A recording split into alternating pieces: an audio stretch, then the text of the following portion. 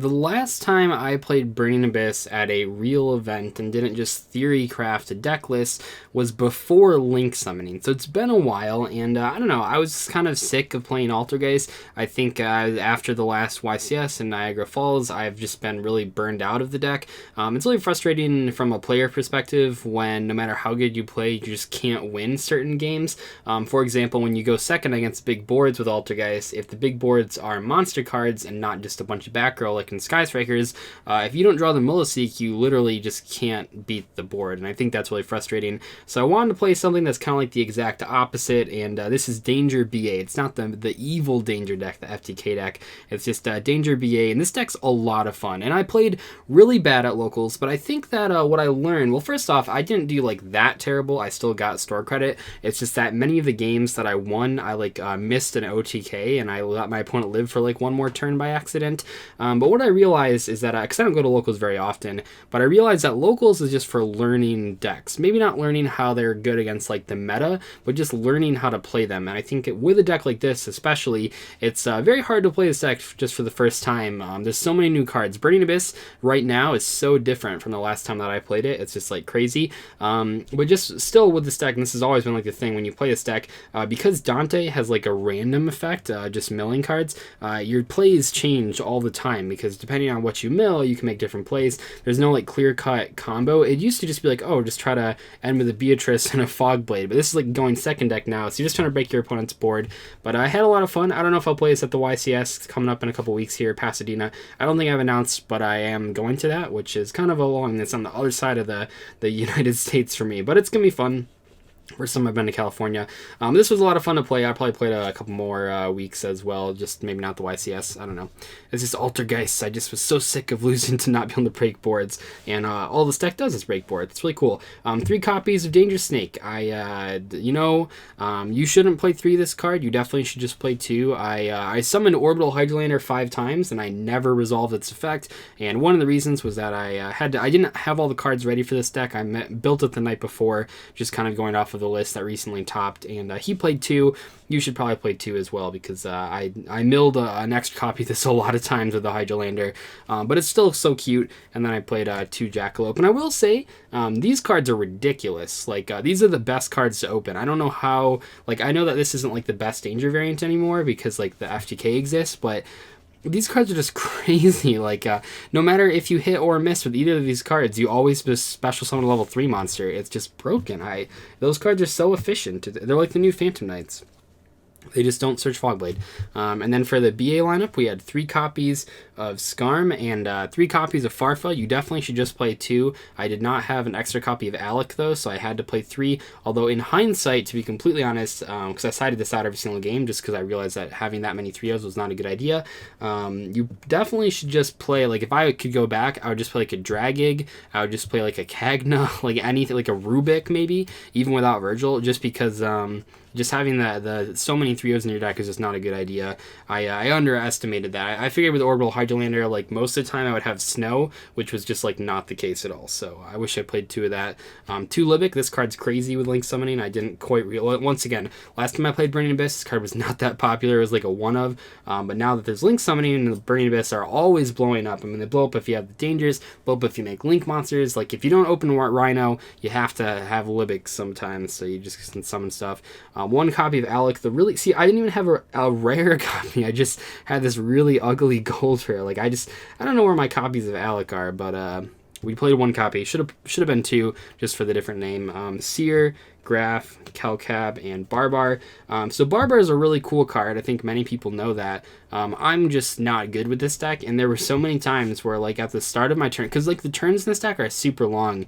That's just how they go with this deck. But there were so many times at the start of my turn I just didn't use Barbar because I was I don't need the extra damage, and then I put my opponent to 100, or in one case, which was really salty, I put my opponent to 300, which was super sad. But yeah, what I think I learned, maybe I'm just doing the combo. I mean, almost certainly I'm doing the combos wrong. I'm just not finding the extra damage. But maybe what I learned is that if you can use Barbar and banish stuff that doesn't matter, extra copies of Skarm, extra copies of Farfa, Libic, whatever, all of these just don't matter except for Seer.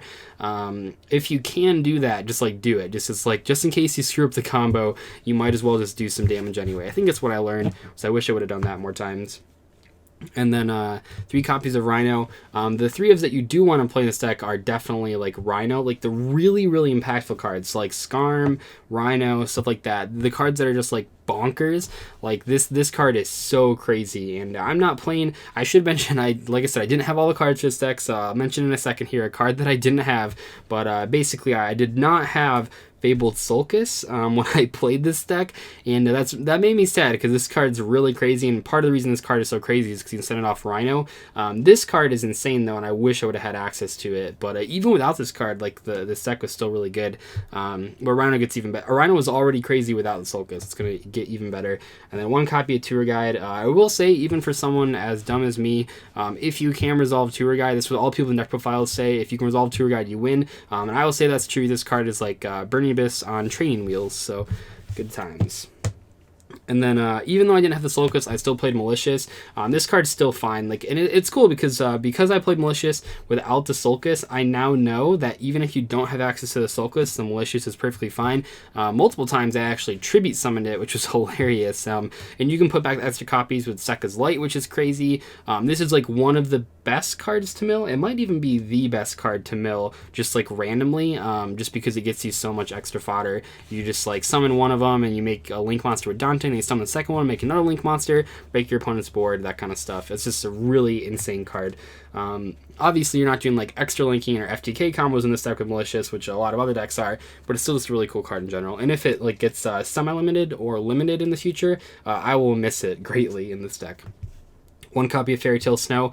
I was playing this deck incorrectly, so I never used this, but basically what I realized was that when you go second and you don't play the Sulcus, when you make Beatrice, like, you can't use the effect, obviously, so you can't like ever aggressively send the Snow and then summon it, so that kind of sucks. But when you make the Beatrice with the Sulcus, you can then use the effect right away, which is really cool, but I didn't do that, so I just was playing the deck wrong. And then, which I acknowledge, it's fun, like, it was cool, because like this deck was so really fun to play. It was just I just wasn't playing it up to the same level of technical play that I was doing with Altergeist very recently.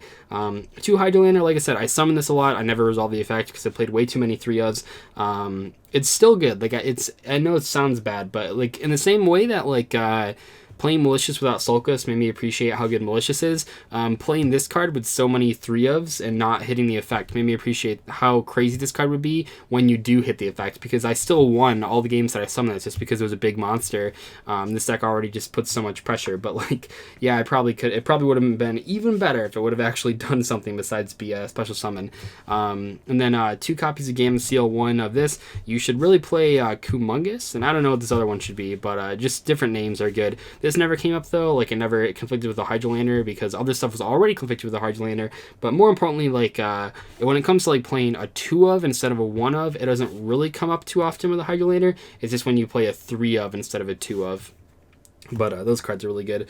I wasn't really sure what to play for hand traps because just the locals, so I just played 2 Ash Blossom, 2 Droll, 1 Ogre, and 1 Crow, just like a whole assortment of things. The Crow and the Drolls were pretty bad for a locals metagame. They're not as good against Rogue as like Ghost Ogre and Ash Blossom. The good news is that this deck usually just beats Rogue because it's just so much bigger than most Rogue decks, just because you can just keep going and going and going, and there's so many crazy effects going on. So that's like the good news. But yeah, I don't know if I went to another locals with this deck, I don't know if I'd main Droll and Lockbird.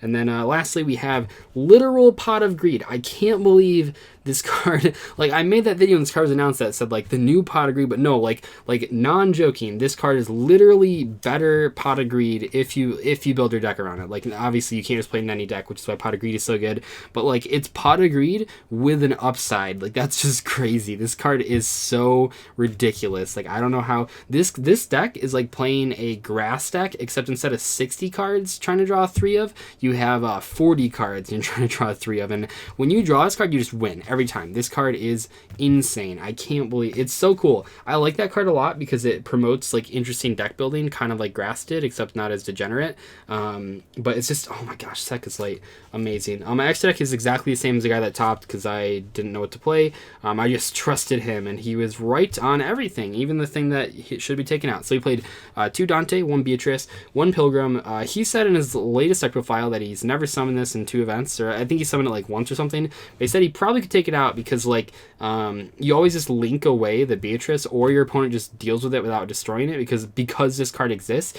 And I think that it's actually like, I think he was honest. I'm like, I never summoned this thing. Like I didn't realize that like because this is a going second deck, you almost always make the Beatrice if you make it at all, and then you just like OTK your opponent. You're not trying to like control the board with the Beatrice and then like the Pilgrim, whatever. But it's a weird situation because if everyone starts cutting this card, then people will start killing the Beatrice. It's like it's one of those cards you just have to have in there, I guess. And then one Break Sword, and then for the links we had Mermaid, 2 copies of Phoenix. So the OTK that I kept doing, well, the almost OTK that I kept doing when I messed up was that I kept not realizing that you should, unlike when I last played this deck, you really want to keep 1 monster on your opponent's side of the field just because of Boral Sword like being so good. And I guess you should even... Oh, should you even keep 2? I think I'm like realizing as I'm doing this profile, maybe you should keep 2 monsters on their board. I'm not even sure, but you should keep monsters on their board just so that you do more damage with Boral Sword. So what I was doing though, because I'm bad, is I was like breaking my opponent's entire board, realizing I didn't have something to gain attack off of, and then I was just like making Boral Sword, making an attack twice, and then making Phoenix. So that is just 6,000 plus 19. It's only 79. So that's why I kept doing 7,900 was Phoenix and Boral Sword, which is really, really bad, but that's whatever. It's a learning experience, just locals. Cerberus, Unicorn, Underclock, Topologic. I will say, since the last time I played VA, like this deck has much better deal against like back row. You're not like, it's not that you're just like throwing floaters in the back row like you used to. You're literally playing Phoenix, Unicorn, and Trispania just to like push through back row. But these cards are particularly cool because they got Gozen matched, and I used to be like, oh, well, now I just can't play the game. Like you can make Break Sword sometimes, but these cards are just like, they're dark, so you can just out like entire boards. It's crazy. Firewall Dragon for cherries, Boral Lord Dragon, and Boral Sword Dragon. Like I said, this card is ridiculous. I just messed up the OTK. I think going forward, I would be a lot better. I think just even playing this deck for 1 locals has like helped me become like, I don't want to say twice as good with it, but maybe twice as good or almost twice as good, just because I know more so what I'm doing than when I just picked it up for the first time with no testing whatsoever. 3 copies of Sphere Mode on the side deck, 2 Majesty's Fiend, 1 Vanity's Fiend. These cards are really good against FTK. I think I'd even play 3 Majesty's Fiend and a Vanity's Fiend, just because the FTK, any FTK is really scary because your deck wants to go second, and like when you go first and you don't play these cards, you don't really have a good first turn opening, but the FTK decks just like literally can't out these cards at all. So you just, especially because like they usually side in a Sphere Mode, so if you just don't summon 3 monsters and just summon a Majesty's Fiend or summon a Vanity's Fiend, they just can't play the game, and that's perfectly fine because they're an FTK deck, so I don't care. And then I took out the cherries from the side deck because no one was playing, well, one person was playing the FTK, but I didn't know that because they signed up late, so like I just took the cherries out beforehand for this guy, and this guy. They're not like bad cards, but this is just like random stuff that I just had sitting around. And then finally, because I'm now the captain, I can play these back row destroying cards. Yeah, honestly, like the one time I played against Altergeist, which is a deck that I didn't play this event, this locals, whatever. I guess it's a local event. I had what happens to me occasionally, maybe less so than I would want it to happen, but I felt it from the other side. So something that happens when you play back row decks is occasionally your opponents will just draw all back row removal, but no like actual combo pieces, and that's like awesome because they can kill all your back row. But like in the case of Altergeist, they'll just summon like double Hextia and just make the big. It's not a U-Link, but it's like an L because it's like double Hextia and like a guy next to it, and then they'll just like kill you because you don't have any monsters or combo pieces, and that happened to me, but I'm on the other side. So like I went second and I opened like Red Reboot, Double Twin Twisters, Malicious, and Dangerous Snake, and that was very sad. So I didn't actually have any combo pieces, which was pretty disappointing, but that's okay. That's how these cards are balanced. I mean, they're really unfair when you're playing against a trap deck, but the way that they're balanced is if you draw too many of them, like they're not actual combo cards, but still you want to play the 6 copies so you draw like at least 1 or 2 of them. The real, like what you're trying to open is 1 Red Reboot and 1 Twin Twisters. That's like the best because you Red Reboot, and if they set something crazy, you just Twin Twisters, but you usually just kill them when you do that, so it's pretty cool. But anyway, hope you guys enjoyed this sort of low-key locals deck profile. Like I said, I don't go to locals a lot, but it was a really cool learning experience. I'm glad I took this deck to locals just to see if I do play this at a YCS. I think if I would have gone to the YCS with the first time if that was the first time that I played the deck and I would have played as bad badly as I played at this locals, I would have been extremely frustrated. But I think at the very least, if I go to that, or I am going to the YCS, but if I take this deck to that YCS, I will at the very least know that I'm playing the deck a lot better than I would have if I just picked it up for the first time. But thank you guys so much for watching. I will see you later. Goodbye.